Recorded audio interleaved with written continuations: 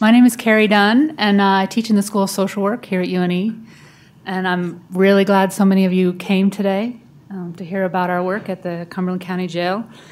Thank you to IPEC and for IT department for making all this happen today.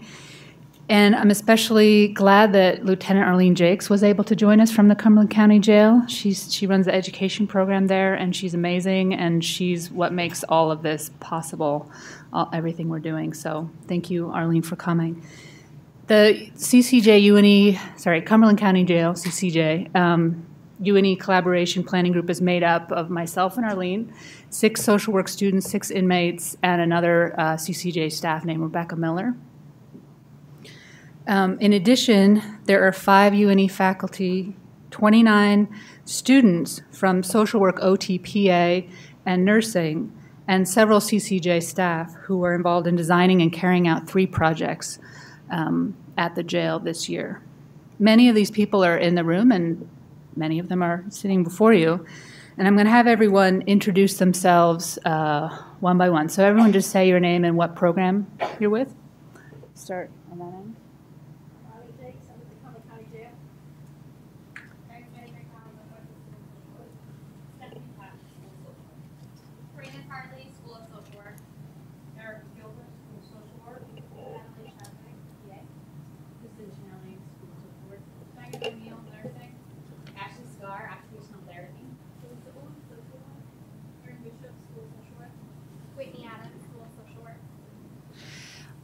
In addition, some of the inmates who are part of the planning group, as well as Rebecca, are going to join us by video and later, a bit later, by Skype.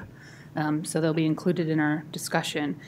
We wanted the presentation to reflect the collaborative spirit of the work that we do and include as many voices as possible.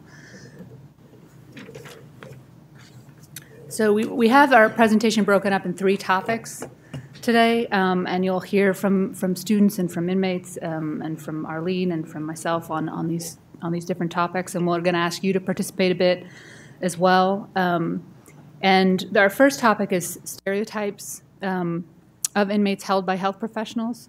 So one goal of the project is to really help health professionals gain some cultural competence. As health professionals, we want to provide the best care we can. We want to be sensitive. We want to be compassionate. And part of that work is to examine and challenge the stereotypes we carry about people that have different experiences than ourselves. So one way we're doing that is to really think and reflect on stereotypes. So Erica, you want to? So just to begin, we wanted to ask the audience, what are some words that all of you think of when you hear inmate, prisoner, or jail? And you can raise your hand or you can just shout out some things. What are the pressing words that come to mind? Yeah. Violence, okay. Crime. Jailbird. 3 hots in a cot. That's a good one. Dangerous. Okay. Justice. Trauma, okay. Uneducated. Yep, in the back. Poverty. Yep. Recidivism. That's a popular word among inmates. Sorry? Isolation. All right, so all good things that come to mind. For me, one of the stereotypes, or the kind of the first thing that came to the forefront of my brain, was mean. That I thought kind of everybody in jail would be really mean and scary. The individuals would be scary. So we're now going to hear some of the voices from our classmates at CCJ. Hi, my name is Buddy. I've been an inmate here at Cumberland County Jail for just about 2 years. Before that, I went to school up at the University of Maine Presque Isle, where I got a bachelor's degree in accounting. I've spent the majority of my adult life in the U.S. Army, 10 of it active, 3 of it in the National Guard. But you like to call a family man, kind of laid back, and I spend a lot of time with my mother, my sister, my nephew Michael. He's kind of my world. When I have some spare time, I pretty much enjoy eating a cheeseburger. But growing up, it was just my mother, my sister, and my brother. Pretty laid-back family. Never really got in trouble. Hi, my name is Eric. I was raised in a middle-class family of 7 people with both parents in a town in northern New Jersey. After graduating from college with my BA in sociology, I started working as a preschool teacher and a kindergarten teacher. My wife and I had our first child and then moved to Maine for her job. Now we have 2 boys. One is 2 years old and the other is 4. While working as a bartender, I was given the opportunity to join my town's fire department as a per diem firefighter. I've never done drugs or started smoking. I love participating in outdoor activities like football, baseball, softball, snowboarding, and ultimate frisbee. I'm the type of guy who stays fit by being active and not working out in the gym. I would rather eat steak and chicken than vegetables. Hi, my name is Rebecca. I've been at Cumberland County Jail for 6 years, actually 7, close to April 2006 is when I started.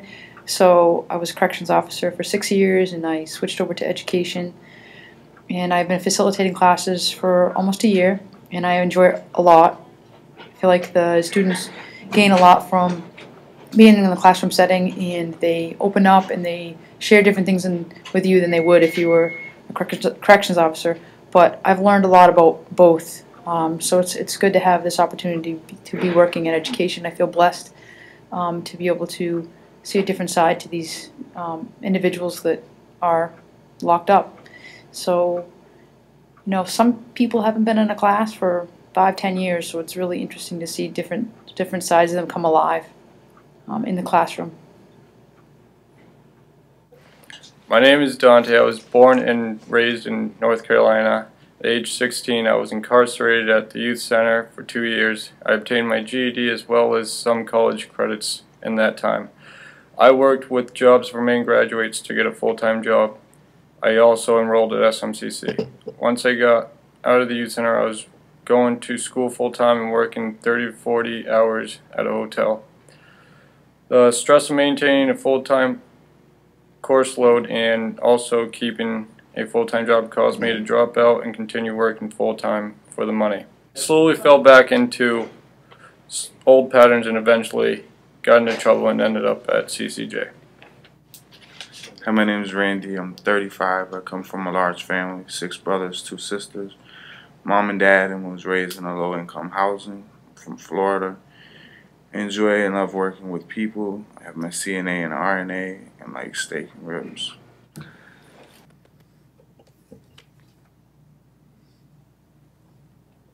So now we're going to hear from some students about their experiences challenging the stereotypes that they held about inmates coming into the jail.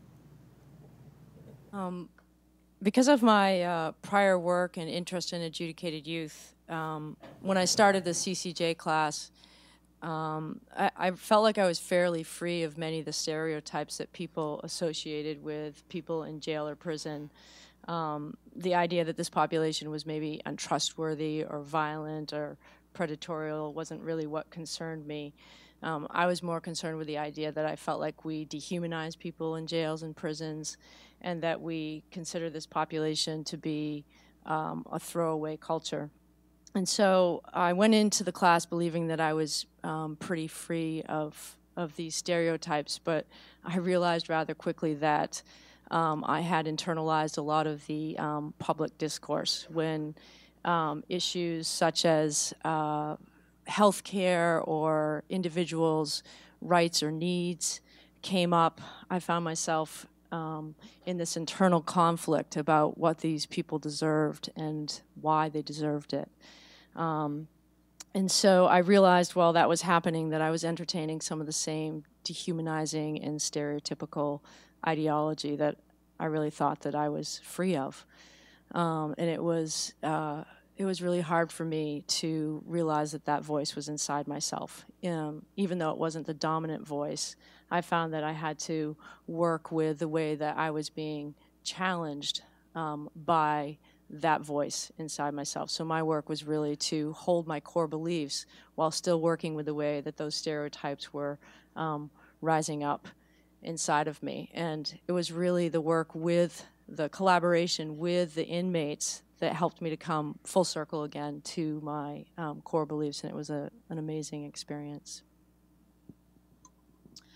For me, as I had said before the video started, I was just really envisioning these angry, mean, and kind of hostile individuals. And from the moment we first stepped into the jail back this summer when we did an intensive 6-week course in there, I just kept being struck by how normal the men seemed, whatever that word means. We know it's not, that's a social construct in and of itself, but they seemed so normal. They were people that I could have been friends with. They're people that have families. They're people who are sons and brothers and so nice. And I've been profoundly moved by the friendships that exist among the inmates and the support that they give each other and the respect with which they treat us. And, it's funny, sometimes I'll have been in the jail for a few hours and leave and get cut off in traffic or, see some rudeness out in the world, and will reflect on the fact that within jail there was actually more respect among the inmates than we sometimes see on our own campus. So that's been my kind of biggest stereotype being broken about mean versus nice, and the men that we've worked with have just been very, very respectful. This works now. I think Erica and Karina did a really good job summing up how a lot of different people felt coming in, working with the inmates. And I think one of the things that I was struck by was the stereotypes that we had of not just the inmates, but the COs, and how the correctional officers and how they thought about us and what the inmates thought about us. Like more than one occasion we've been asked, isn't it terrifying for you to come here? And maybe on the first day during orientation, it was a little uncomfortable, but I mean, really, the COs, they challenge us on a daily basis. They think that this is a dating class. They think that we're there to find husbands, which we're not at all.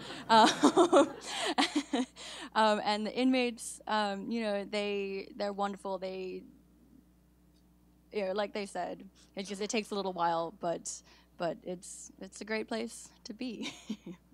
So. Of course, some of the staff at CCJ also had some stereotypes about individuals from the outside coming in. One of them was, those high and mighty do-gooders who are just coming in to interrupt our system and our schedule, and that they're just a real pain to have to deal with because they come in and they ask all kinds of questions about what we do and why we do it. And that can be very intimidating for officers, especially those that aren't following policy and are questioned on what's going on. And so those stereotypes have gone both ways. Over time, I think that most of the staff has discovered that these individuals are sincerely and genuinely interested in changing the system for the better for everyone, not just inmates, but for everybody who's there. However, many of the staff also believe that we're all wasting our time. And it comes from many of the seasoned officers who have come to know inmates over time and believe that there are many who are not rehabilitatable, if that's such a word, and that despite the efforts of these wonderful people, nothing different will happen. I'm hoping that we will continue to push that idea so that people will begin to see that real change can occur. And I'm especially excited about the fact that for once in the 14 years of my career there, we're allowing inmate voices to be heard as well. And I think that that's been a missing component for a long time. Thanks, everybody. We're going to switch over to our second topic, the health challenges faced by inmates. And, you know, national data tells us that people in jails and prisons have higher rates of infectious and chronic diseases, higher rates of mental illness, higher rates of substance abuse issues. And for some, jail is, you know, their health actually gets better. It's the first place where they maybe get some treatment they needed and weren't getting on the streets. It's where they get clean and sober. It's where they get, you know, 3 hots and a cot, right? They get 3 meals a day. Maybe they haven't been getting that. But for many people, jail is a place where they maybe they fall into depression, or they have a condition that's not getting treated, or their economic trajectory really takes a big slide downward. There's lots of ways that health can go down in jail. And so another goal of the collaboration is to learn about the specific health challenges at the Cumberland County Jail, and think about what we can do to address those.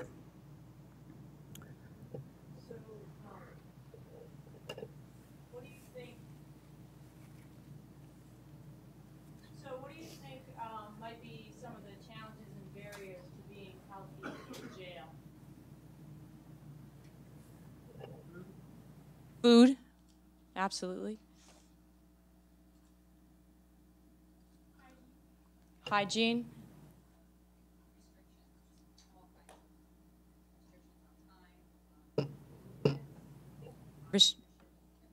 Absolutely. Yep. Proximity, yep. Was there? Pardon? Access to medication. Absolutely. Limited activity level, yes. Jen? Stress?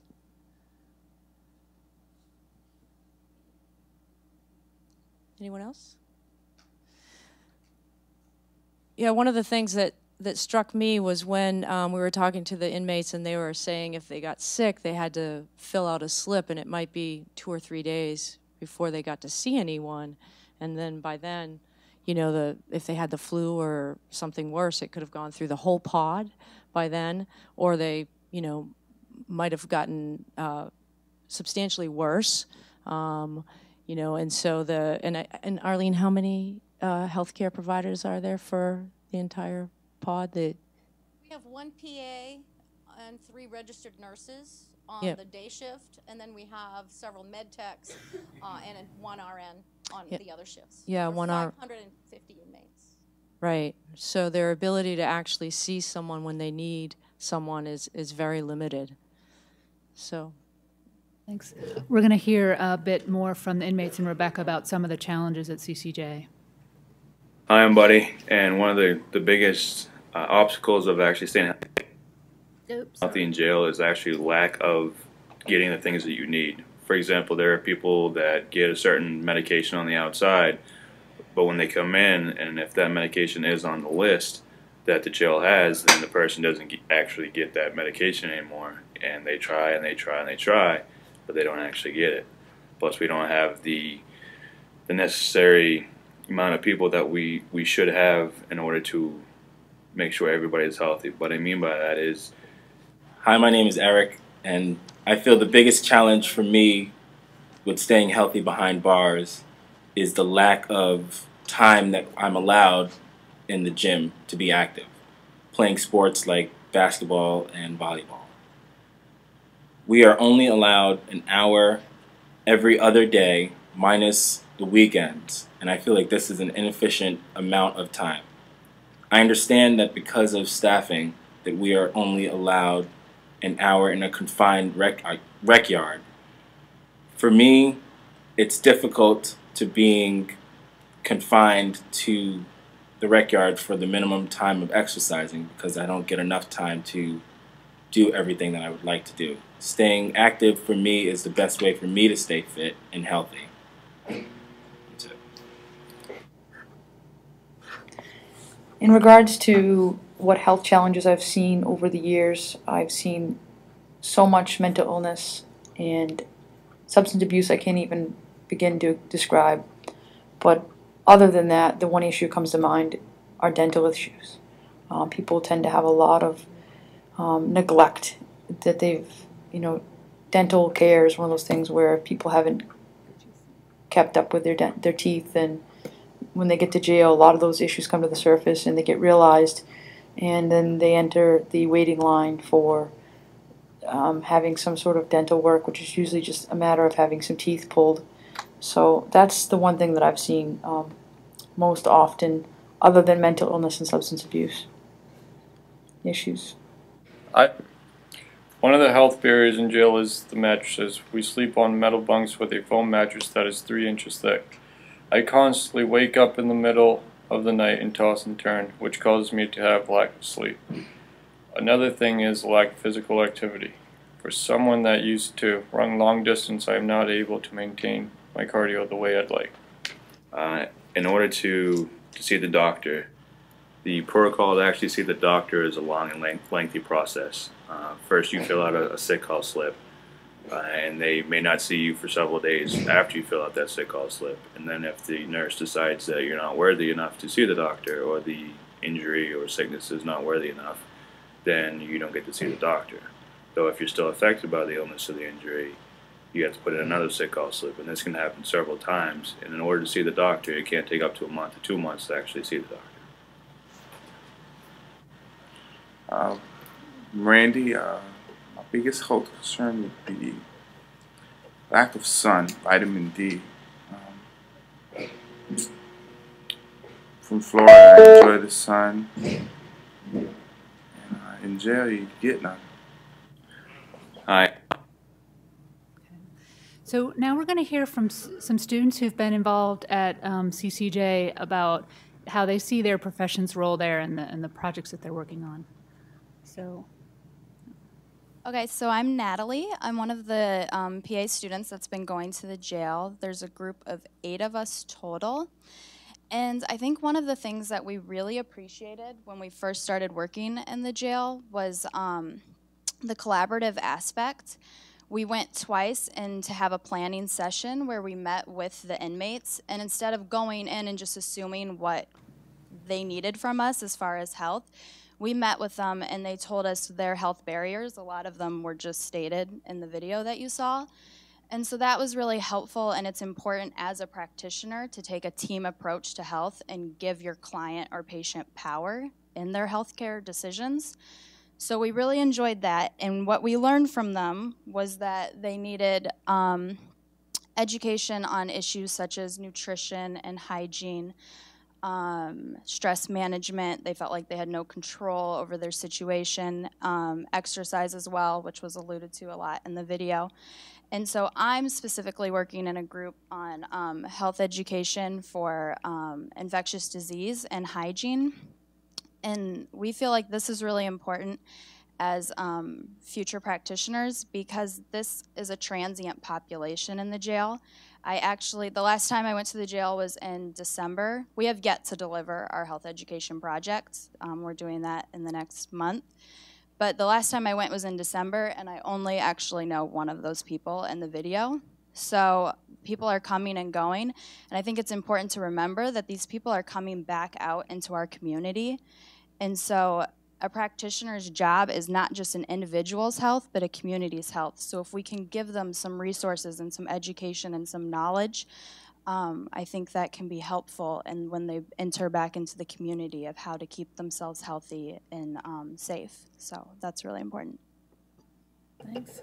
I think from an occupational therapy perspective, we're kind of interviewing these guys and really trying to get them on a much deeper level and understand like what sort of activities they were involved in before, what was working for them, what wasn't necessarily, and now that they're in the jails, how their access to those occupations are limited at this point, and sort of what we can do to kind of make up for that and to create an environment so that they can access these occupations later once they get back into society and hopefully be able to use these healthier, more adaptive occupations in their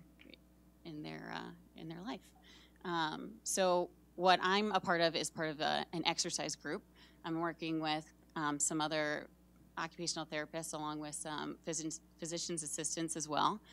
And we're trying to create a workout program that's sort of individualized for each inmate. It's something that they can do while they're in their cell, kind of within a limited space, and also without the use of exercise equipment. So most of these exercises will be just with use of body weight. So yeah, I believe that that will start within the next couple of weeks here. We have yet to really get it going quite yet. But and I'm Danielle. I didn't actually realize I was supposed to be down here, so I'm sorry. And I'm also occupational therapy. And building off of what Ashley said, from my point of view, it's really, the whole point is rehabilitative and reentering the community and reducing rates of recidivism.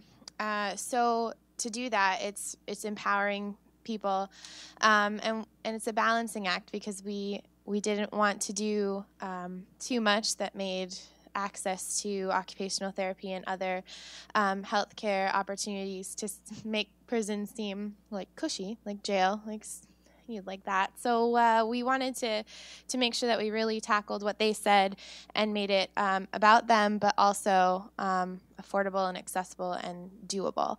So while Ashley's working on the exercise portion, I'm part of the health education group. And specifically, OT is kind of spearheading the time and stress management portion of that, which we kind of titled Making Something Out of Nothing. They talked a lot about how they sit there all day long, or they sleep and they don't know what to do with their time. They have nothing to do with their time, and they don't have anything to look forward to.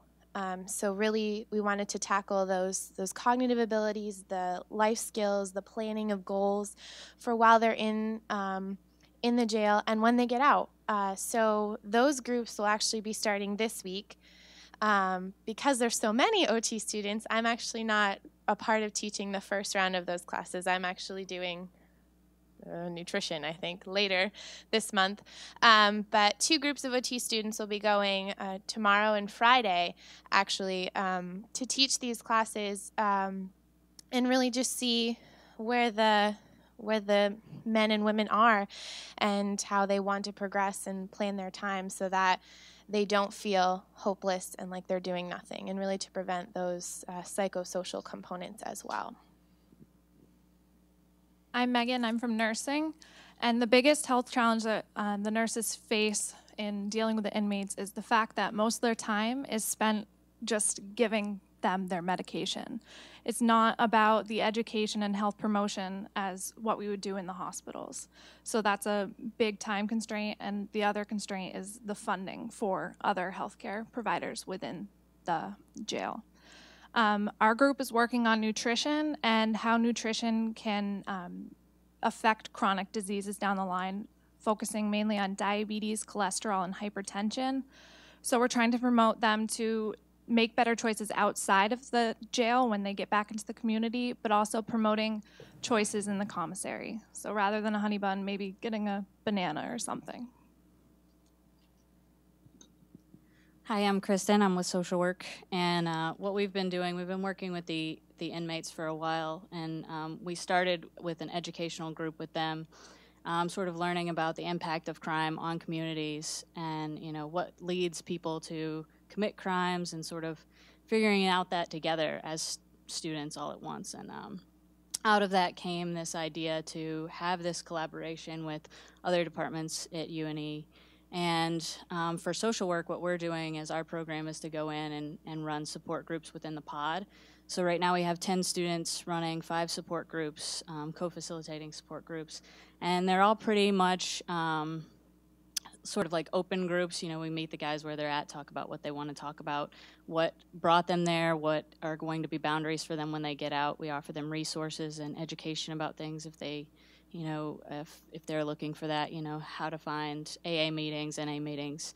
And also like talk about family connections. A lot of these guys have, and women, we also have a female pod, have families on the outside that they're losing their connections with, or struggling to keep a good relationship with their children and things of that sort. So, Arlene, did you want to say anything on this topic? Sure, a couple things.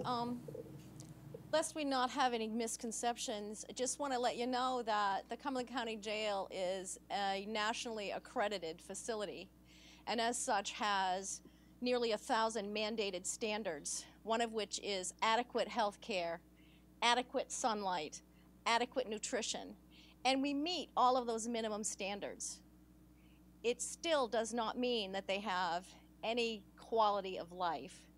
But when we start looking at changing the system, the challenge is, you know, when you talk to an administrator, well, we meet the standard. We've been accredited for 8 years. If we weren't doing the right things, then somebody would tell us so. And so you have a lot of pushback as far as making more changes. I'll give you one example, is substance abuse treatment, education. We don't have any, other than volunteers from AA and NA from the community who come in and provide one AA meeting in each housing unit 1 day a week. We don't have any because the sheriff has determined that, number one, substance abuse treatment is expensive to deliver, and number two, with our average length of stay being only 7 to 10 days, they're convinced that that's money that's thrown away, because what are you going to do? What kind of impact will you have if you only have somebody for 10 days? And so there's some logic to that, but there are people who are there for 2 years or more. You know, our average length of stay isn't necessarily an accurate accounting of what we have for inmates in our facility. But there isn't any money. We are contracting with a particular medical provider whose major goal is to provide the most services for the least cost. So when they talk about when they come in with medication and want that medication in particular, they're not going to get it because it's not on our formulary. Our formulary only includes the generic, low-cost alternatives, and they're not going to get any designer drugs of any kind while they're with us. But it does create a problem for many who have found success using a particular type of medication that manages their disease, of whatever it is, and then they have to get it all changed up when they come in, if in fact they're lucky enough to get on the list to see a provider. So all of that. I also think that another health challenge for them is a total loss of control. I don't know how anybody in this room would feel if someone else told you that from this point forward, for the next few months or few years, we are going to tell you what to wear, what to eat, when to sleep, when to get up in the morning, and exactly what your day is going to look like, day in and day out. It includes being locked in your cell. For many of them, certainly the guys in our class are medium security, which means they're locked in their cell a vast majority of their day. And that has to create some health problems. Thanks. Thanks, everybody. Okay, we're going to move to our third topic, the UNE CCJ collaboration and what it can do to address health challenges. So there are minimal services available in most jails and prisons for two main reasons. One is funding, right? There's just not a lot of public money for most services, right? And that includes in jails and prisons. And two, the pervasive ideology that people who are incarcerated don't deserve services, right? That what they deserve is punishment. So while we chip away at this ideology as we break down stereotypes and build relationships, we also want to find ways to bring additional resources into CCJ. So now that you've heard about some of the health challenges facing the inmates, our question to you is how can UNE bring, or how do you see them bringing their resources into the jail? Not everyone at once.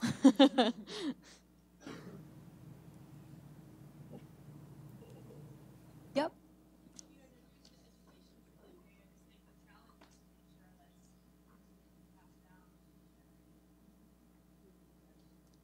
Can you say that one more time? It was very...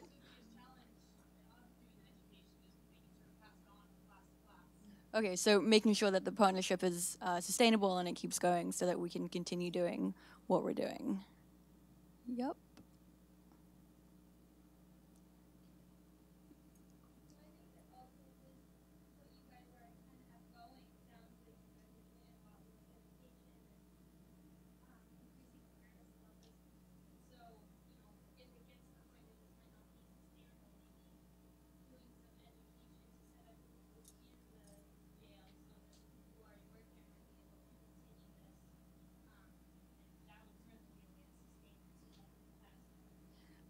It's a great idea. Hopefully one day. If you didn't hear that, her suggestion was if the UNE partnership no longer can sustain itself, to make sure that we are able to pass on the knowledge to the COs and to the people who work there so that they can make that a part of their job.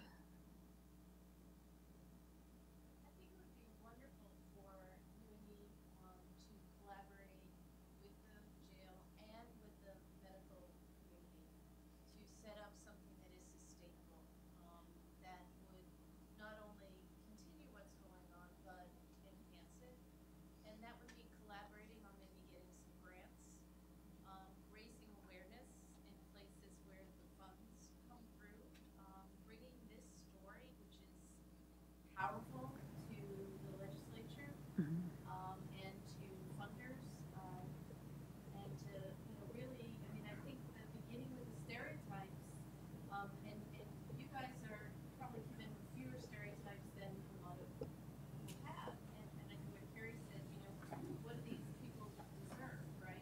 They committed crimes, but so raising that awareness. So I think if you had a collective partnership, the opportunity to create something that's sustainable is right there.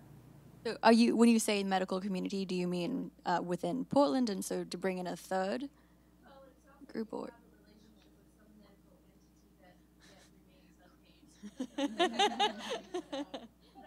see a big portion of this too is changing the attitudes of professional health providers, because I think if they're not passionate and open and aware of their own stereotypes, they're not going to do a great job either. So I think this kind of bi-directional or more than bi-directional education that goes on between all of you, is really critical. But I think connecting with a community medical clinical entity that's willing to do an amazing project or create a sustainable program.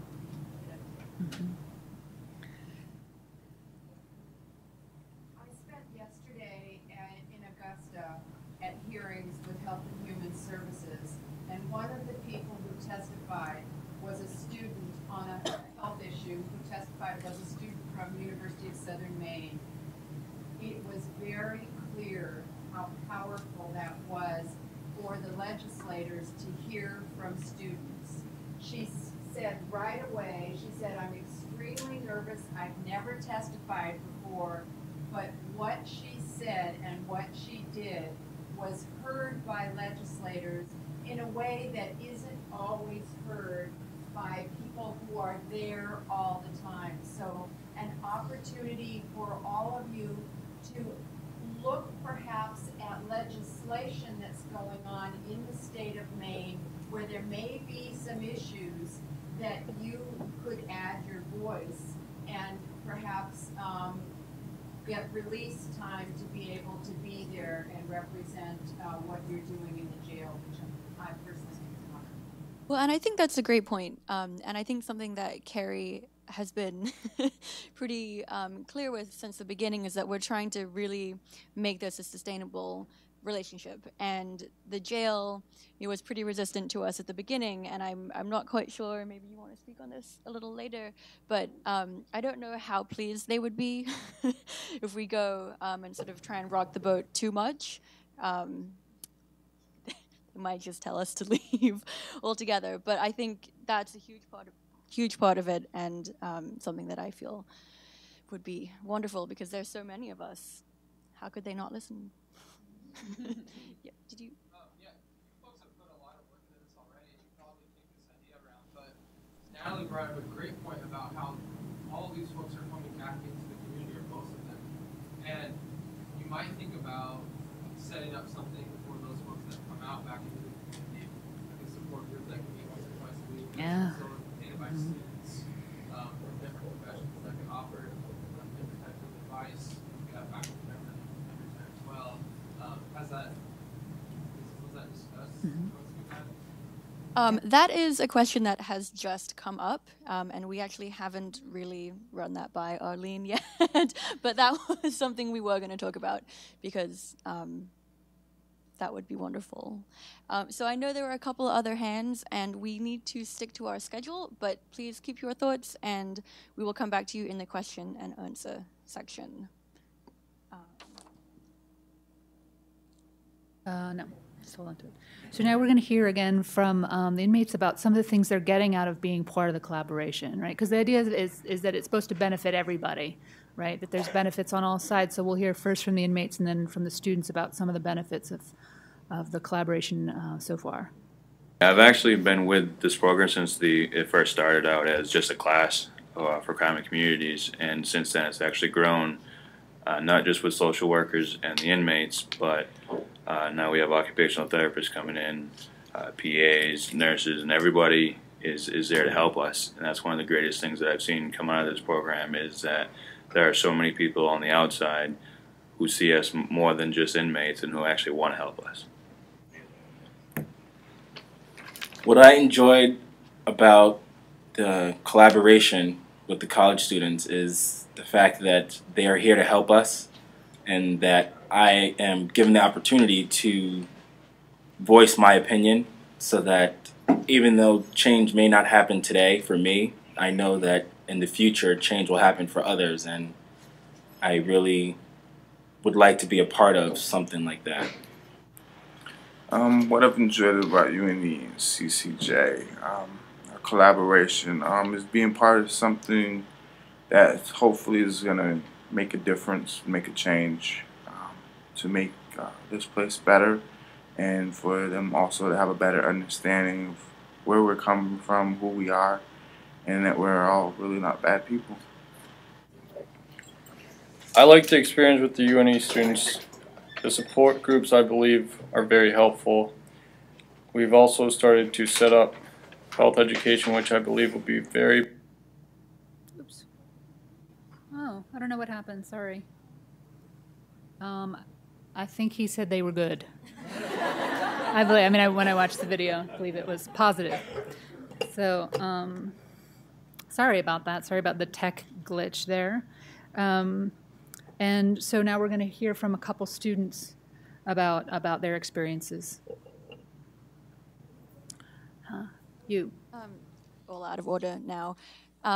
Okay, so I've learned a lot from this. Like Kristin and a number of us, I've been here since the summer, and so every day that I go there, I learn new things. But on a bigger, sort of more thematic level, I think just witnessing how two really big institutions work together has been fascinating. There are ridiculous forms and policies and things that you have to do as a student and as an inmate, and trying to coordinate groups of people that are working within very strict parameters is interesting, especially the scheduling. And when trying to bring in the other programs with more than 5 people, I think scheduling is half of our conversations. But that said, I think having really good allies makes a really big difference. So if you want to do this anywhere not here, I would recommend getting yourself a Carrie or an Arlene. They will. Sorry, just 1 second. Hello. Oops. Sorry.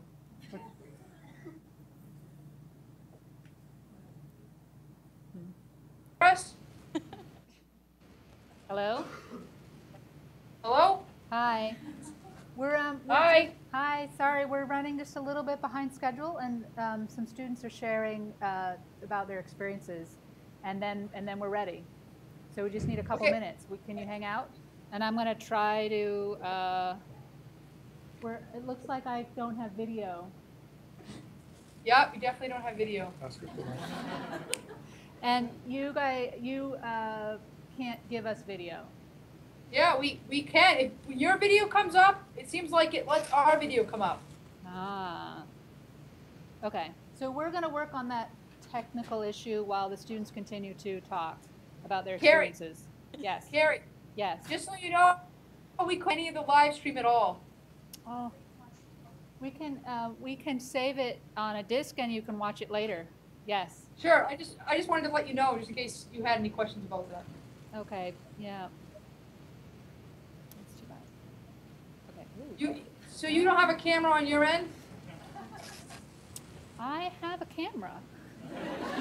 I'm actually there. My face is giant on the screen right now. I really wish that was not the case. I see. But Okay. it's not. My video button isn't working. Okay. But All right. Can, so let's David, can I unplug all the stuff that I'm plugged into up here, except for the volume one? No. Okay, let's just continue with Elisa and yeah. Okay. And finally, I think the biggest thing that I took from this is that to do anything takes a long time. To build solid relationships, to build trust, that takes just it takes a lot longer than you would have thought, but it can happen, and it has happened. And we went in at the beginning, and everyone hated us, and now not everyone hates us. So yeah, but it really is, and it takes a lot longer than you think. So okay, I'll be quick. Since I started at UNE, there's always been the talk about interprofessional collaboration, and I feel like this is the first time, unfortunately, that I've really had an opportunity to work with all of the other health professionals on campus, and it's been phenomenal. I know, us as social workers, we want to help everybody, but it's so great to see that other people want to come in and do the same kind of work that we're doing. It's just really inspirational to see that we can work together, we can make this work, and we all are in it for the right reasons. I think what's been really rewarding for me is from the beginning, the whole idea of creating this collaboration was to provide a voice to people who don't normally get heard. And Arlene kind of mentioned that inmate voices aren't heard or valued in many places, and to be part of a collaboration that prides itself on the importance of hearing from these inmates and their perspectives. We couldn't create the programming if they weren't a part of it, because they're a part of what makes it successful, because they're going to be participating in the programming, and if they're not sold on it, then what are we doing? So I think that's number one, been like the most rewarding part of it. I think something that I've learned is that it's really easy to get caught up as a graduate student, as a social worker who wants to change the world, to get caught up in going into an institution and saying, this is what's wrong, this is, our system is so messed up. But there's a reason it is. And people have been working for a long time at trying to find ways to change it, and we're not going to just go in all high and mighty and show up and all this change is going to happen. It takes a lot of work.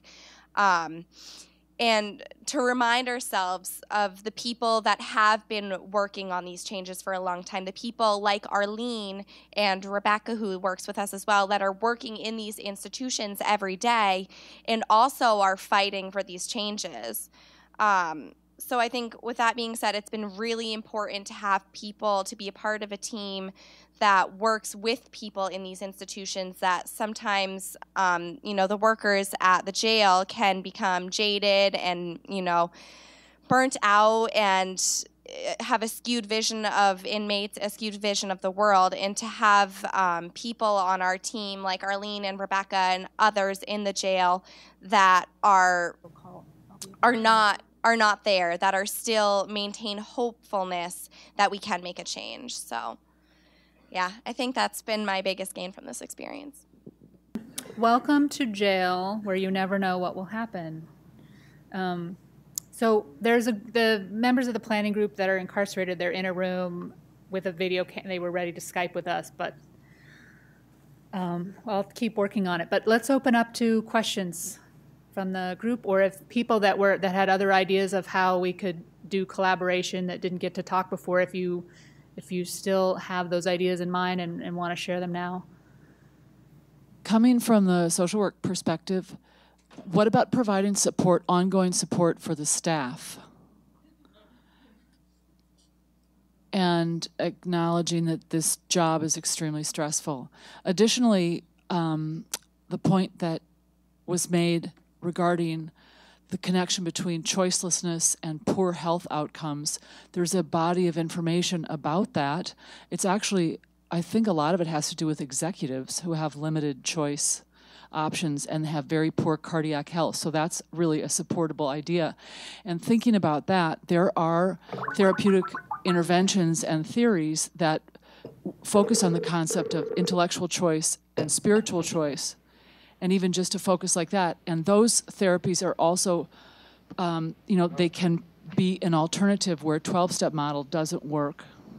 But anyway, like, what's wrong with having, in addition to having 12-step volunteers, what about having just an in-place ongoing action and commitment therapy group in place? Some alternative to 12-step for people who don't find that functional, and support the staff. Thank you. Yeah, staff are an interesting group there. I think there's a certain personality that tends to be drawn to corrections in particular.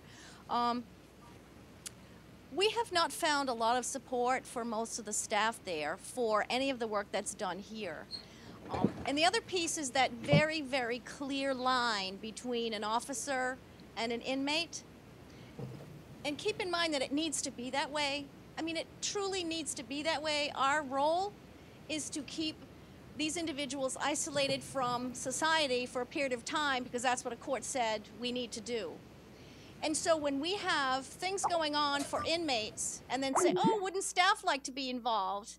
For the most part, it's no, that's an inmate thing. And what would we possibly get out of that? Carrie and I have done a lot of talking about how we can use our collaboration to help support our staff. And they truly and genuinely need support, but they don't know that yet. So part of what our role will be is to continue providing positive experiences for the inmates, see some real change begin to occur, and then offer some real solutions that are different from what we're providing to inmates for officers and staff. We actually train our own COs. We have our own academy every few months when we're hiring new individuals. Part of that training could include some of the ideas and concepts that were presented today. And so I think that there's some hope, but somebody said something about, change. It's pretty slow. We are a big institution. Most of the policies and procedures that guide our work every day are there for a very good reason. Keep in mind that our role is to keep these individuals isolated from everyone else in the community. And that requires a certain type of finesse. I have a question. Is this an interprofessional class or is it an extra on top of a class you guys are already taking? Like, are you guys in one classroom and then you're doing this, or is it all an assignment within other classes? For some, it's an independent study. For others, Okay. it's volunteer. I don't know for the... For PAs, it's just a volunteer thing that we're doing outside of class. Okay. Because I was just going to say, since UNE is moving to an interprofessional type of curriculum, it might be a good idea to set this up as a class and have a lab fees so that you can have resources to do groups. That's just an idea. I think one issue that's like our dream, one issue is that not all programs have electives.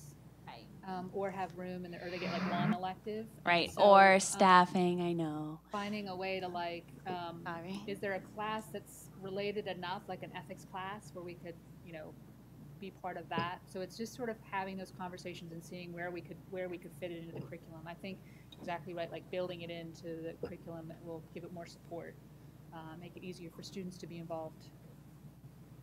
Well, can I just follow up on that really fast?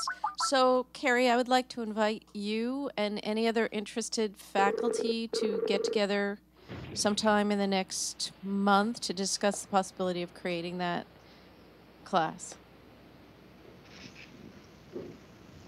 Hello? Hello. Hi. Hi. Can you hear us? Yep. You got, see us? No.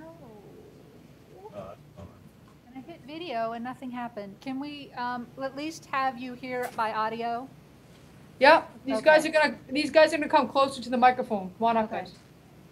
So Rebecca and some of the inmates from the planning group have joined us. So if you have any questions specific for them, they are here to answer. Just trust that they are here. We cannot see them. They cannot see us. I'm one of the PA students that's coming to the facility to participate with the group. And initially my perspective, the first time I went, was I was suspicious of how many of the inmates were doing this just to do something, to actually just have something to do with their time. And I'd like to hear their perspective on if that was an accurate perception and if it's changed, or how they see this maybe developing into something where that doesn't happen, where people are actually taking initiative because they are actually interested in. I mean, it sounds like I'm a little sort of a pessimist, but my whole experience has been changed because of the way this has developed into something really positive, and I want to know if the inmates have shared the same experience. Did you hear the question, Rebecca? You heard part of it. You heard part of it. That they're questioning their motives. Yes, basically, that worried that initially that inmates would just be coming just for something to do, and wondering if that's changed, if they have other motivations for coming and being involved, if it's turned into a more positive thing for them. Well, I was in the first class back in May. This is Buddy, for those that can't see me. At first, it was people that, yes, they might have had bad motives, but then the more they go, the more helpful it gets. And now this is actually a program that I believe in. And a lot of people strive to come to this program, so it's now a positive thing. So he was saying initially perhaps people were doing it to find something to do, but now it's become about the idea of creating something good. Yeah. And a lot of the guys in the support groups, because we've been running the support groups now too, which has kind of come out of the collaboration, they say it's the only thing they have to look forward to in the week. So, there were periods when we were coming in on Tuesday afternoons earlier in the fall when we were trying to get this collaboration going, and there was a week that we went, and for whatever reason it was in lockdown and we couldn't get in, and that week, that hurts for the people they've been waiting 7 days for their next time to be out of the housing units and to be out of the pods and to just have some quiet. We meet in the library, which is a decent space, windowless, but decent. And, it gets them out of what they're doing all day long, just trying to cope and survive in jail. So even if if it was just something to do, great, it's something to do. I don't really care about what their motives are initially to come, because if it can break those patterns that they're used to just day in and day out, it ends up being a really positive experience. I'd like to see a show of hands. You have two choices. You can stay locked in your cell, or you can come out for some type of program. Yeah, I thought so. And what we do is not just this class, but as far as the education in general at the jail, what we're doing is trying to plant seeds, trying to perhaps tap into an interest that's long lost, or provide them with some information that they can pursue beyond that once they get released. And so regardless of someone's motivation for showing up in class, we assume that what we have to offer is valuable enough that we're going to hook them anyway. I just want to know, what have you taken away from the groups that they've led that you can see yourself using once you have served your time?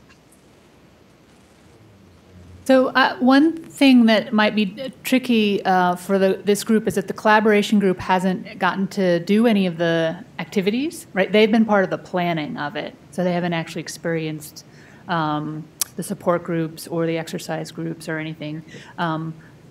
Buddy was in the first class, so we had a class at the jail in the summer, and we had another class in the fall. So, and he was part of that first class. But otherwise, they haven't gotten to experience it, which is, kind of a drawback of being in the planning group, is you don't get the goodies of being in the projects they design. But was anyone online on the phone at the jail want to say anything on that topic? What was the question again?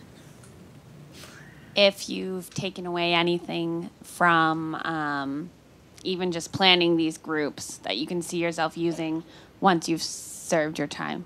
Anything that they've gotten out of being part of the planning group that they could see using when they get out? Any skill or knowledge?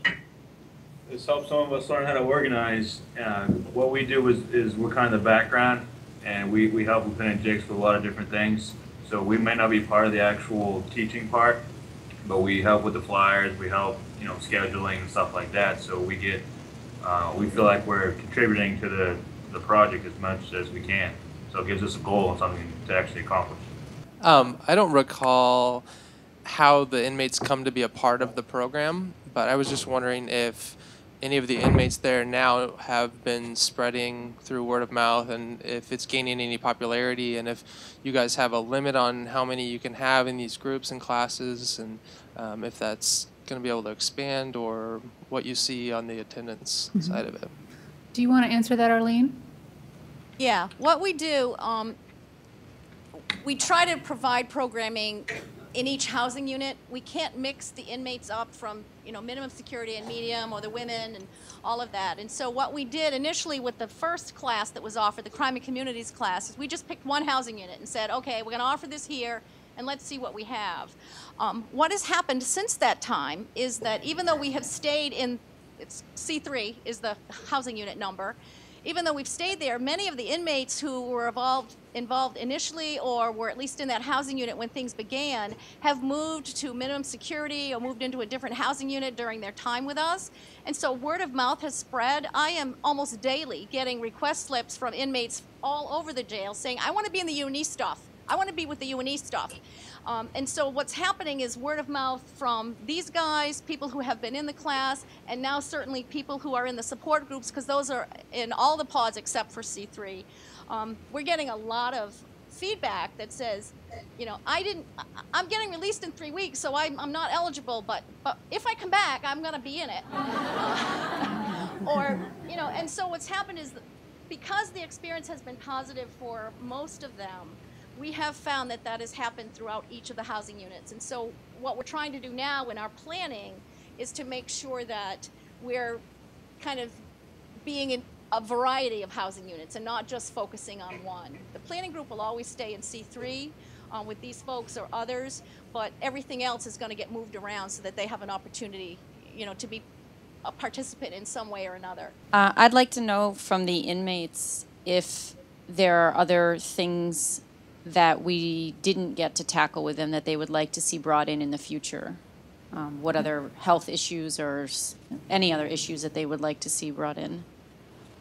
So, Rebecca, the question is for the inmates, if there's anything other than the projects that we're already working on, any other kinds of projects or resources they'd like to see brought in to the jail. Is that accurate, Shona? Or things they would like to expand on that we're already doing. I think more cardio stuff. I mean, being in here and not being able to do as much cardio as we'd like, that would be a big thing that we'd like to work on and progress. Ideas for exercise and to keep working on the exercise project. And, I think he maybe was referring to hopefully getting those exercise projects in the pods together. Could you guys explain for the people out here, like what you guys have available for exercise equipment or within your pods? Because I think it's, without seeing it, it's hard for them to imagine, what it is that you have available to you. Most pods actually have a pull-up bar, a dip bar, and a little exercise bike. We have all that minus the exercise bike because ours broke. They have a little rec area with a basketball hoop, but it's not overly large, so you really can't build up a heart rate. But mostly everybody does pull-ups and dips, push-ups, but nothing really cardio-wise. What other occupations other than exercise do you guys have available, if any, or what might be a possibility to introduce. I don't know, obviously resources are limited. You're not going to have like a whole little cooking session and everything, but what? Actually, we do. Well, there you go. So I don't know if I'm just going to fill them in. I don't know which mic I'm supposed to use for them. So the question was other occupations other than exercise that are available, and Arlene was going to fill in some answers on that. And then if any of the inmates want to add in other things that there are to do at the jail other than exercise.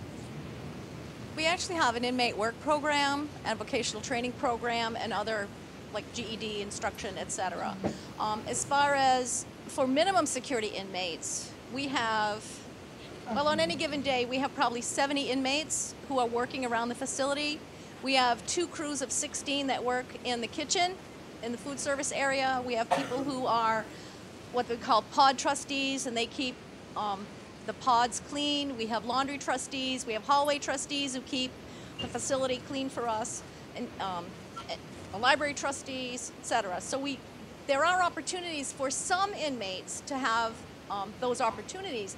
However, if you're medium security like these guys, you're not leaving the pod. Some of these guys are federal inmates, which means they are confined to the pod only. So their job is washing off the table after breakfast and then doing it again after lunch and after dinner. And so they're not particularly stimulating. If they can get to minimum security, then they can get involved in our culinary arts program, which is currently suspended, but we'll be bringing it back eventually. And so there are some other things that people can be doing other than exercise, but it's very limited. It's very limited. I don't know what the protocols are, but would it be possible for someone who has lived in the community successfully for a period of time to be invited to be one of the educators coming in and working with this this group? I'm not sure what you mean. And someone who's been an inmate who has left, who is now successfully living in the community, coming back in as someone who's part of this project for future inmates. That option is available to individuals. The requirement is that they have to be no longer under the court's supervision, which means not probation either, for at least 6 months. So for many of our inmates, they are released to probation, which means that they need to be successful under probation as well. And then once probation ends, 6 months beyond that, they would be allowed to be scrutinized to come in as a potential volunteer. So I'm going to open that up as a question to the inmates. The question was whether we thought that people who'd gotten out and had been successful at staying out could then come in as volunteers with the project and help on the project. And I'm just wondering what you all think about that as an idea of having people, once they've been released, if they want to volunteer and keep working with the project. So would you guys, if it's applicable to you, if you guys were getting out and were out for 6 months, would you come back in and help out? Yes. Yeah. They're saying, yeah. They all Great. applicable to them, or they would all come back and do that if it pertained to them, Yeah. they would be willing to do that. Great, thank you. Let's do one more question, and then because I know that people have got classes and things they need to get to. Yeah, thanks. This is more out of curiosity. We were curious if they have any dental services available for them. Great question. Dental services. Do you want to say anything about dental services at the jail? They come, they're here 8 hours a month. 8 hours a month. I believe. 8 hours a month. 8 hours a month, and it's usually on the weekends, and Saturday. It's what they can fit into the most prioritized issues on top, and then they just try to get as much done as they can. And those Usually just yank your teeth. it usually just involves they do fill cavities though. They do fill some cavities and they do pull some teeth. So, if you. They're only there 8 hours a month, or does each inmate get 8 hours a month? I guess I'm not understanding. Our one dentist is there 8 hours a month. Okay, so Anybody who needs dental services would need to sign up and get on a list. Sometimes it's several months before they could be seen. even if they have a toothache? They have a toothache, Yes. they'll get Tylenol. And the inmates that you have with you, how long has it been since they've had their teeth cleaned? I've been here 2 years and it hasn't happened yet. I've gotten my teeth cleaned here. You You have to be here. So they told me you had to be here for a year, and they brought me down and got it done. All right, so we have an inmate that saying that he's been here for a year and he had his teeth cleaned here, and then another person who's been here for 2 years and who has not had his teeth cleaned and looks very confused about the other inmate saying that. Great, thank you. We're going to wrap up. For all the people that have been to the jail and have been part of any project, can you raise your hand? Right. So those of you who haven't, if you have interested in or you have more questions, grab one of those people at some point when you see them walking along campus and find out more about their experiences. I want to thank Rebecca and Jason for making the IT at the jail possible, and it wasn't anyone's fault that it didn't quite work other than the IT gods. I mean, the internet gods or the whatever that controls that. And David worked diligently on this end, and it just didn't happen. I want to thank Arlene for coming to campus and being here today and adding her insights. And I want to thank all the students who are doing this, who came into this in their free time, and to share their experiences. It was really powerful, and I appreciate it. I want to thank the inmates for making that awesome video, and for Rebecca and for Jen for helping them. Thanks again to IPEC, and thanks everybody for coming.